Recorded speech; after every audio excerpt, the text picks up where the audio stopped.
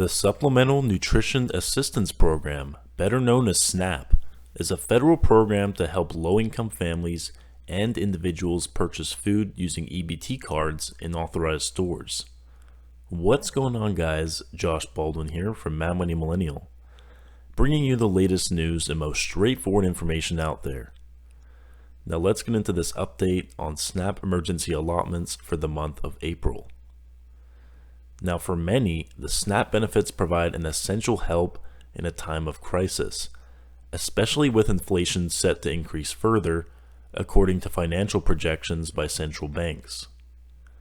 At the back end of last year, the Federal Reserve had described the high inflation as transitory, but the war in Ukraine and its fallout could entrench inflation in economies around the world.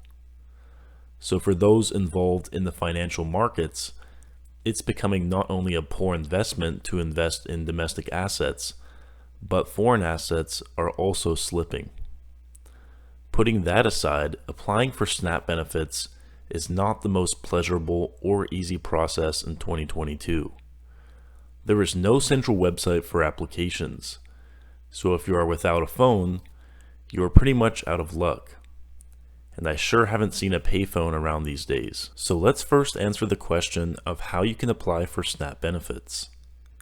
The SNAP program is administered by the U.S. Department of Agriculture Food and Nutrition Service. However, each state has their own unique application form. It is advised not to call the USDA or the U.S. Health and Human Services headquarters directly, as only states handle applications and determine eligibility. Now, those who are eligible and want to apply for the SNAP program will need to contact their local SNAP office. The USDA provides a useful national map where applicants can locate the respective state's local office webpage or phone number, most of which are toll-free, in order to sign up and obtain an EBT card.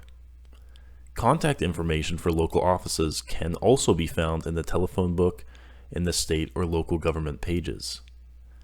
Applicants should look under food stamps, social services, human services, public assistance, or some other similar title. More information can be found on the USDA.gov website, which has links for further food insecurity help.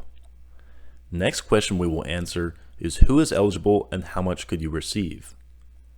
Eligibility for SNAP payments is based on 3 criteria.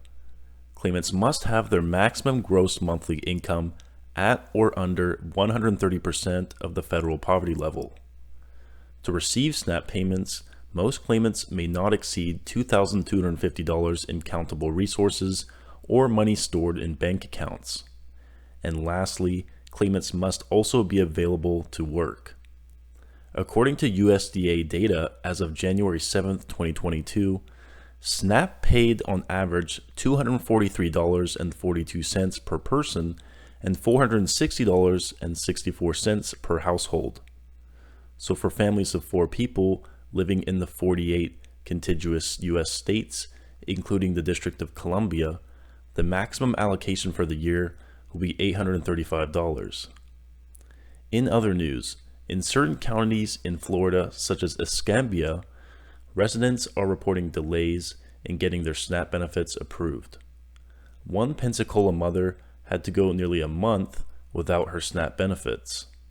News agencies have reached out to the Department of Children and Families for answers to these delays, but with no success.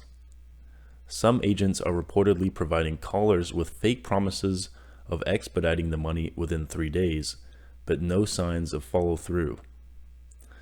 The next topic we will cover is the fact that many people receiving food and nutrition services benefits in North Carolina could soon see their monthly allotments decrease in May if the Biden administration does not take action to extend the public health emergency declaration by the April 15th deadline.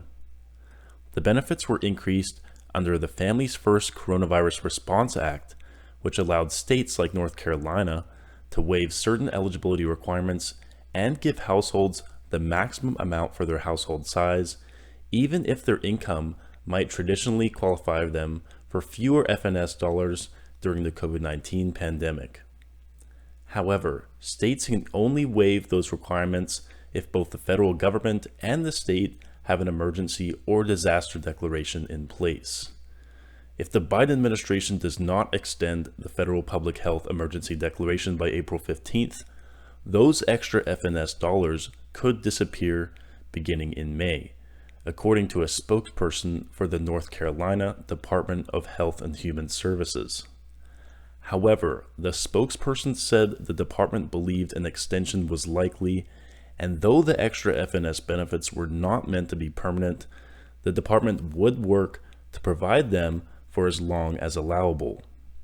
If the benefits are allowed to expire, it could have the effect of driving up demand at local food banks and food pantries.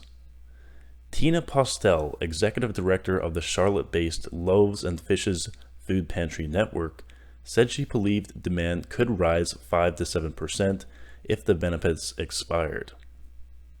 It would also come as many food banks have been strained by rising food and gas prices. Postel said many items like peanut butter and ground turkey have become significantly more expensive, which has forced some older volunteers on fixed incomes to have to scale back the number of food deliveries they make due to the high cost of gas. Alright guys, I hope you found this video helpful. If you did, please leave a like. Comment down below any information you might have about your own state SNAP benefits, and maybe you can help someone else out. And of course, hit that subscribe button and notification bell right next to it. Hitting that bell will make sure you get notified exactly when my videos come out and not a week or two later when this information goes out of date. Alright guys, stay safe, stay hustling, and I will talk to you guys again soon.